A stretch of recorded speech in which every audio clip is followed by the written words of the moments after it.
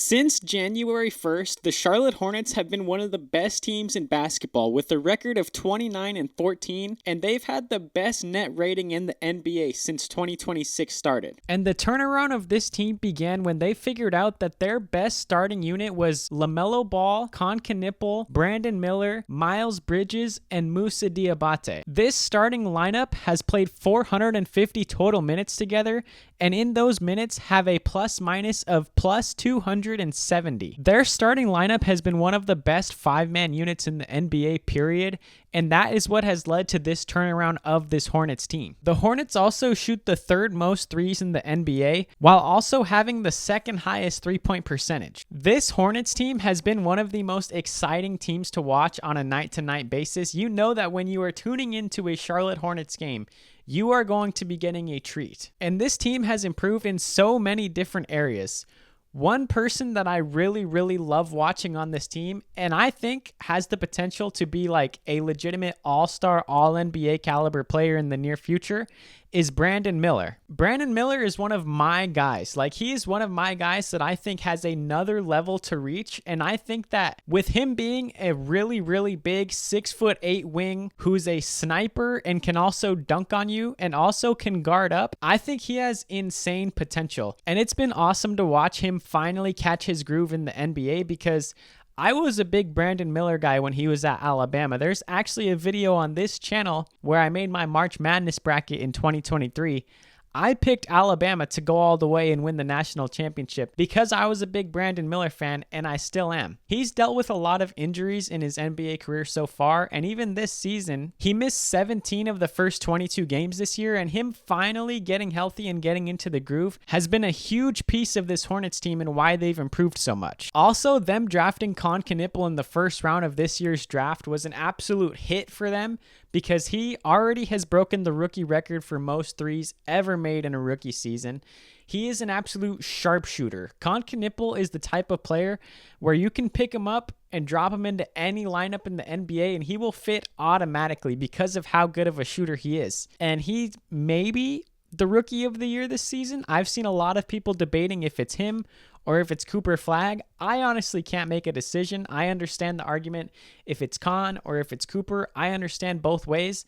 But Kon has a legitimate argument to be the rookie of the year this season. He's been one of the most efficient shooters, not just from the three-point line, but from the free throw line, also just field goal percentage in general. He's been very efficient, and he was an absolute hit for them in the draft this year. And he looks like he, not just right now, but for years and years to come, is going to be one of the top shooters in the NBA. And in my opinion, the unsung hero of this team is the Musa Diabate. For the first 20 or so games of this season, Ryan Kalkbrenner was the starting center. But when this team made the switch from Ryan Kalkbrenner to Musa Diabate as the starting center, is kind of where a lot of their momentum started to pick up, because Musa has been great on both ends of the floor for this team. He's such a versatile defensive player, and he's very switchable, that there's really no bad matchup for Musa on the defensive side of the ball. And because Musa is just a tiny bit undersized at the center position at 6'10", and because of how versatile and switchable he is, when I watch him on the defensive side of the ball, I get a lot of glimpses of Bam Adebayo.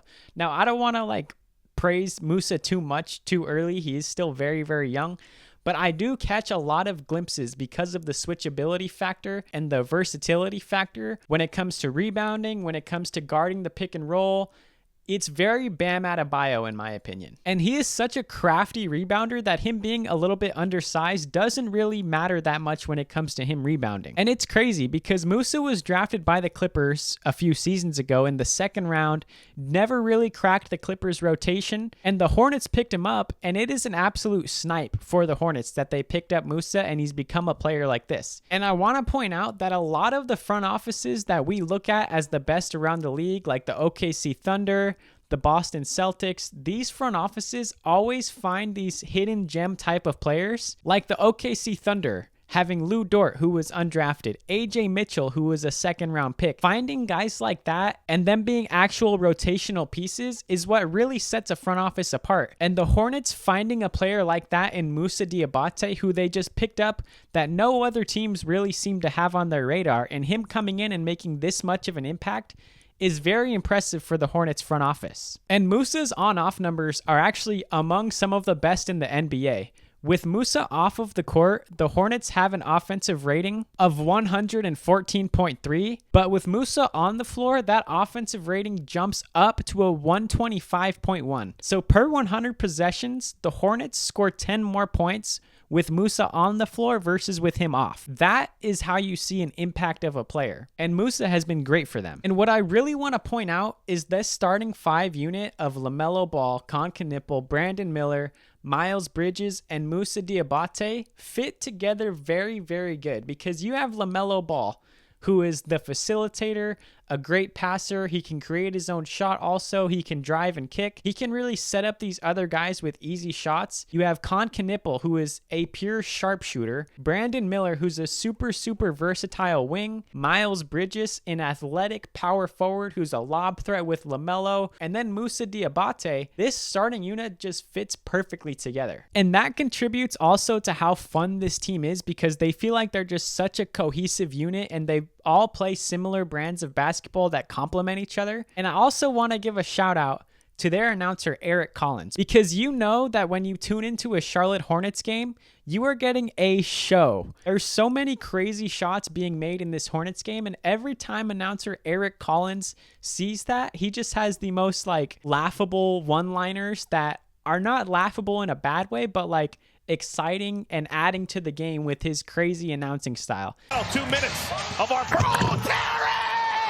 How do you do? This is some sloppiness. This be pennies from heaven. Oh my goodness! Chicken salad deluxe. So shout out to Eric Collins for that, because he's a huge reason why this team is such a fun watch. And I really do think that this team has a very, very bright future. And I think that Brandon Miller like I was saying earlier, he's the one player that I think has another level that he can reach. A lot of people like to compare him to Paul George. I do see a lot of those comparisons. I think the one step that Brandon Miller needs to take to really jump into that all-star level, that all-NBA level, is on the defensive side of the ball. Because if he can he's already a very good defender, but if he can become an elite defender and be the guy that's I want that matchup, I want to guard the other team's best player, I think that that's the next step for Brandon Miller to really reach that true Paul George comparison. But I really think that Brandon Miller can take this team from being a really good team that they are right now to a potentially elite team. And that's not to mention that this team also has a lot of other young talent on this team. They added Kobe White at the trade deadline, who I think gives a really, really good scoring punch off of the bench for them. I think he was a very good addition. But also young players like Sion James, Tejan Salon, Liam McNeely, Ryan Kalkbrenner is another guy that they got in the second round, and that was a steal. This team has a lot of young talent, and they have a true nucleus of young players that all have potentials in their own different ways. And also, this team has a ton of draft capital. They have their own first and second round picks in this upcoming 2026 draft, but in our next draft in 2027, they have their own first-round pick. They have the Dallas Mavericks first-round pick, which was from the PJ Washington trade a couple years ago. And they have a Miami Heat pick, which was from the Terry Rozier trade, which is protected top 14. But still, having 3 first-round picks in the 2027 draft and already having this amount of young talent that's already proven is a crazy pool of assets. So I don't think that they're actually going to use all of those 2027 draft picks. I think that they're probably going to package up at least 1 or 2 of those and try and improve this roster. And that is going to be scary, because if this team adds another piece or 2, I think we're looking at a team that right now is going to hover between the 7th and 8th seed to a team where next year in 2026, if they make the right adjustments and get the right pieces, can be a legitimate top 5 seed in the Eastern Conference. And so when it comes to this season, the season that we're in right now, they're going to be a play-in team, and I think they are going to make the playoffs. I think that with how good they've looked over the last couple months, I think they should make the playoffs, and I think they are going to. And it really depends on who they end up getting matched up with in that first-round series, because what I hope in my dream scenario is I hope they get matched up against the Pistons in the first round. I hope it's the 1 seed versus the 8 seed, Pistons versus Hornets, because obviously they had that crazy fight about a month or so ago where Jalen Duren and Musa Diabate were getting into it, and then Isaiah Stewart jumped in, and then the benches cleared, and it was crazy. So there is beef there between these two teams. But from an actual basketball perspective, the Pistons play like the most physical, hard-nosed, rough style of defense in the NBA. They're the second best defense in the league. Having them going against the Charlotte Hornets, who shoot a lot of threes, they play at a quick pace, they're very good offensively. Having that clash of styles, I think, would make for a very, very interesting first round series. And obviously right now, Cade Cunningham is dealing with his collapsed lung, and we don't know how ready he's going to be come playoff time. Depending on how healthy Cade is, I can see this Hornets team making this a real series and pushing this to a legitimate 7 games. And I'm not going to lie, I wouldn't put money on the Hornets to win, but if Cade wasn't healthy enough and he didn't have the best series, and the Hornets ended up upsetting the Pistons in the first round, I would not be surprised. I would not be surprised. I'm not betting on it, but I do see the possibility of that happening. With how this team can get hot from 3 and how often they shoot the 3 ball, I think they can cause some real serious problems in that series. So what I want you guys to do is go down below, leave a comment, and let me know what you think about this Hornets team. Do you think that this core is enough to keep together and be contenders in the future? Do you think this is just a fluke hot run that they're on right now? Or do you think that they need to add another piece and be real contenders next season? Let me know. Leave a comment down below on this video. Subscribe to Yanker Hoops. Thank you guys so much. I'm out of here.